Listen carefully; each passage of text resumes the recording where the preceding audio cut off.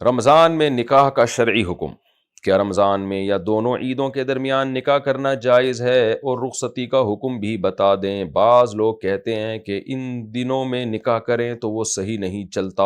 بنت منیر مظفر آباد سے۔ بالکل جھوٹ بولتے ہیں لوگ، غلط بات کرتے ہیں۔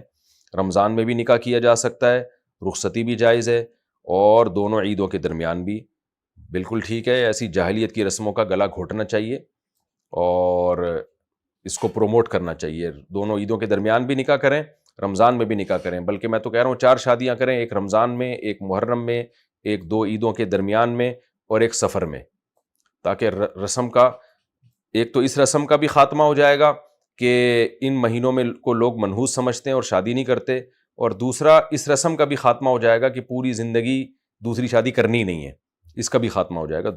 ایک تیر سے 2 شکار ہو جائیں گے، اور پھر آپ ہیلمٹ پہن کے گھر میں جائیں گے۔ گھر میں ناخن گرنے سے کیا بے برکتی ہوتی ہے؟ میں نے سنا ہے کہ اگر ناخن کاٹتے ہوئے کچھ ناخن گھر میں گر جائیں تو ان سے برکت ختم ہو جاتی ہے۔ کیا یہ بات درست ہے؟ بنت جمال کراچی سے۔ نہیں جی، اس بات کی کوئی حقیقت نہیں ہے۔ ناخن گر جائیں تو اٹھا لیں، ان کو پھینک دیں۔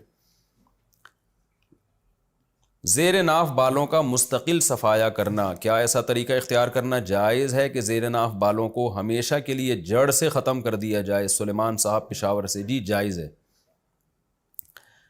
عامل کے پاس جانا اور صحیح عامل کی پہچان۔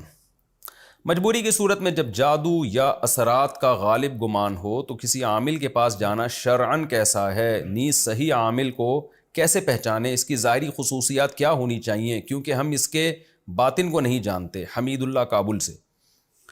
دیکھیں، صحیح عامل کی نشانی یہ ہے کہ وہ عامل ہی نہ ہو، یہ بہترین نشانی ہے کہ وہ یہ روحانی علاج کا ڈھونگ نہ رچایا ہوا اس نے۔ تو جو عامل نہیں ہے اس کے پاس علاج کے لیے جا سکتے ہیں، جیسے آپ کی مسجد کے امام ہیں یا کوئی بھی اللہ والے بزرگ ہیں، کسی سے بھی دم کروا لیں، ان کو بتا دیں بھائی اس پہ جادو ہے اور یہ اس کی علامتیں ہیں۔ علامات سے بھی پتہ چلتا ہے کہ جادو ہے بھی کہ نہیں ہے۔ بعض دفعہ نفسیاتی بیماری 99% نفسیاتی بیماریاں ہوتی ہیں جس کو عاملوں نے بے وقوف بنا کے جادو کہا ہوا ہوتا ہے اور جن سے تعبیر کیا ہوا ہوتا ہے۔ تو 99% بلکہ 99.9% نفسیاتی بیماری ہوتی ہے جس کا ڈاکٹر کے پاس علاج ہوتا ہے، جس کا روحانی علاج نہیں ہوتا۔ لیکن 0.1% ایسا ہو سکتا ہے کہ کسی پہ جادو ہو، تو اس کے لیے آپ یا تو خود آیت الکرسی، سورہ فلق، سورہ ناس پڑھ کے دم کیا کریں روزانہ، پانی پہ دم کر کے پانی کی چھینٹیں مار دیں، یا آپ کسی نیک بزرگ کے پاس چلے جائیں، مسجد کے امام کے پاس، بشرطے کہ وہ عامل نہ ہو، یہ ذہن میں رکھیں، اس کے پاس چلے جائیں کہ حضرت آپ دم کر دیں، یا کسی اللہ والے کے پاس چلے جائیں کہ حضرت آپ دم کر دیں، تو ظاہر ہے نیک آدمی کے دم کا اثر زیادہ ہوگا۔ بس اس سے زیادہ آگے نہ بڑھیں، بندہ ٹھیک ہو جائے اللہ کا شکر ادا کریں، ٹھیک نہیں ہوتا تو صبر کریں۔ دنیا میں ہر ٹینشن لازمی دور نہیں ہوتی، لیکن اگر آپ عامل کے پاس چلے گئے نا، یہ دیکھ کے کہ ان کی صورت پہ اتنا نور برس رہا ہے ماشاءاللہ، اور یہ زبردست عملیات کرتے ہیں، تو آپ کی نسلیں تباہ ہو جائیں گی۔ یہ ذہن میں رکھیں، میرا یہ دعویٰ ہے۔ آپ کے پورے خاندان میں جن، چڑیل، بھوت، کبھی کسی پہ جن آ رہا ہے، کبھی چڑیل آ رہی ہے، کبھی پہ جادو ہو رہا ہے، ساری زندگی برباد ہو جائے گی آپ کی نسلوں کی۔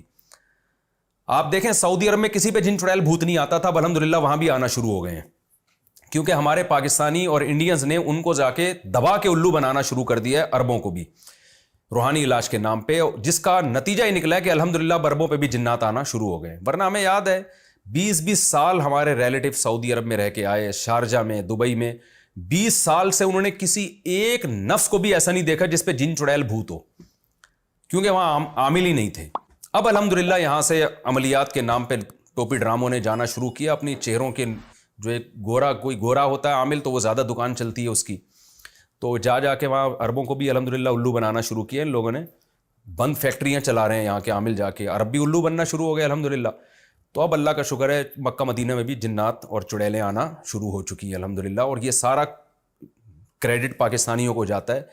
تو اس لیے اگر اپنی نسلوں کو جن، چڑیل، بھوت سے بچانا ہے تو خدا کا واسطہ روحانی علاج سے بچائیں، عاملوں والے روحانی علاج سے۔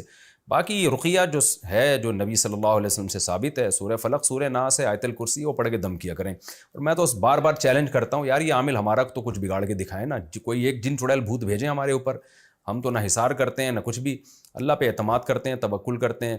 بسم اللہ الذی لا یضر مع اسمہ شیء فی الارض ولا فی السماء وہو السمیع العلیم، یہ دعا الحمدللہ میں صبح شام پڑھتا ہوں، اللہ کا فضل ہے۔ تو اللہ پہ ہماری کوئی اوقات نہیں ہے، لیکن اللہ نے بچایا ہوا ہے. اگر ہم ہی روحانی ٹوپی ڈراموں کے پاس جانا شروع ہو جائیں تو یہ تو بیڑا غرق کر دیں. تو اس لیے صحیح عامل کی پہچان یہ ہے کہ وہ عامل ہی نہ ہو. بیوی سے مہر لے کر کاروبار میں لگانا. زبردست، سبحان اللہ. کیا شوہر اپنی بیوی کا مہر ادا کرنے کے بعد بیوی کی رضامندی سے اس کا مہر اپنے کاروبار میں ڈال سکتا ہے؟ اور اس پر جو زکوٰۃ ہوگی کیا وہ بھی شوہر ہی کو ادا کرنا پڑے گی؟ خورشید احمد ڈار، کشمیر سے. بیوی سے جب آپ نے پیسے لیے، اصولی طور پر تو جائز عمل ہے بھائی، کسی سے بھی کاروبار کے لیے پیسے لیے جا سکتے ہیں تو بیوی سے بھی لیے جا سکتے ہیں. اس میں پرسنٹیج طے کر لیں، بیگم تمہارے اس پیسے پہ جتنا پروفٹ ہوگا اتنے پرسنٹ تمہارا، اتنے پرسنٹ میرا. جائز عمل ہے. جب زکوٰۃ کا ٹائم آئے گا تو جتنے جو اثاثے ہیں اس وقت، جو جتنا آپ کا بزنس چل رہا ہے، جو چیزیں آپ نے بیچنے کے لیے خریدی ہیں، اس میں بیوی کی پرسنٹیج جتنی ہے اس کا 2.5% بیوی پر زکوٰۃ واجب ہوگی، آپ پر نہیں ہوگی، کیونکہ انویسٹمنٹ اس کی ہے. تو باقی یہ کام میں بیویوں سے کہتا ہوں، لوگوں کی بیویوں سے، کہ اپنے میاں کو پیسے دینے سے پہلے 100 دفعہ سوچا کرو.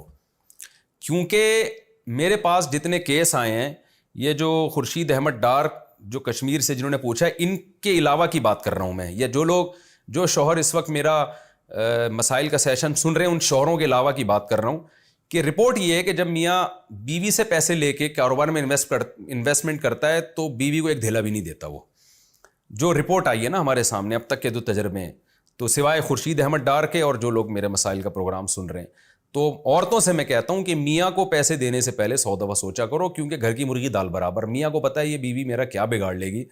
پیسہ ایسی چیز ہے جب تک آپ کے پاس نہیں ہو آپ بڑے سرخاب کے پر دکھاتے ہیں اور بڑے سنہری باغ دکھاتے ہیں. آپ جیسے ہی آپ کے پاس آیا، کسی کا باپ 1 روپیہ کما کے دکھا دے میرا نام بدل دو، اللہ ماشاء اللہ سوائے جو میرا بیان سن رہے ہیں.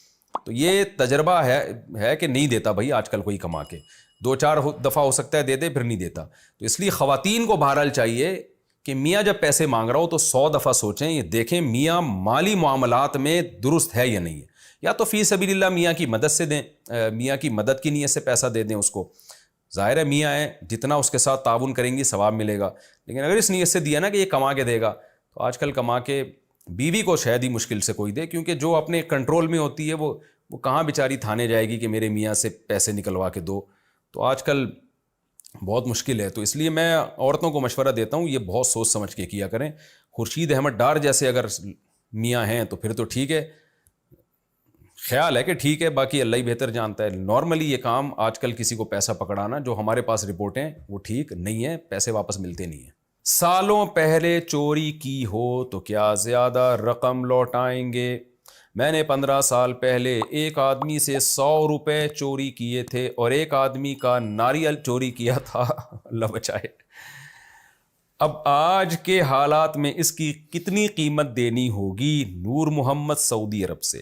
دیکھیں ناریل کی تو آج کے لحاظ سے قیمت دے دیں آپ، لیکن جو 100 روپے آپ نے چرائے تھے وہ 100 ہی دینے پڑیں گے، اس سے زیادہ نہیں. ہاں آپ اللہ کو راضی کرنے کے لیے زیادہ دے دیں کہ یار اس زمانے کے 100 روپے آج تو 5 روپے کے برابر ہوں گے، تو 1000 روپے دے دیں تو زیادہ اچھی بات ہے. بہرحال میں مبارکباد دیتا ہوں کہ چلو دیر آئے درست آئے، آپ کو چوری کا احساس ہو گیا، توبہ کی توفیق اللہ نے دے دی، یہ بڑی بات ہے. اللہ تعالیٰ آپ کو اس توبہ پہ قائم رہنے کی توفیق عطا فرمائے. اور یہ یاد رکھیں اگر آپ توبہ نہیں کرتے نا تو آج ناریل چوری، یعنی کل آپ نے ناریل چوری کیا ہے تو کل جو ہے پھر آپ ڈکیت بنتے بہت بڑے. تو جو توبہ نہیں کرتا نا تو وہ پھر جرم میں بڑھتا چلا جاتا ہے. تو آپ پاکستان کے کوئی سیاستدان بن جاتے پھر. اگر یہ جتنے ہمارے جو کرپٹ سیاستدان ہیں، جو کرپٹ نہیں ہے ان کی بات نہیں کر رہا، جو کرپٹ سیاستدان ہیں نا یہ سارے پہلے ناریل ہی چوری کیا کرتے تھے. انہوں نے توبہ نہیں کی تو پھر ملک کے صدر بن گئے، کوئی وزیر اعظم بن گیا اور پوری اسٹیل ملیں اور پتہ نہیں کیا کیا کھا گیا اور کھائے چلے جا رہا ہے. تو یہ سب ناریل سے ہی شروع ہوتے ہیں. لیکن آپ خوش قسمت ہیں کہ اللہ نے آپ کو توبہ کی توفیق دے دی. انشاءاللہ اب آپ اسٹیل مل نہیں چرائیں گے اگر آپ وزیر اعظم بن گئے.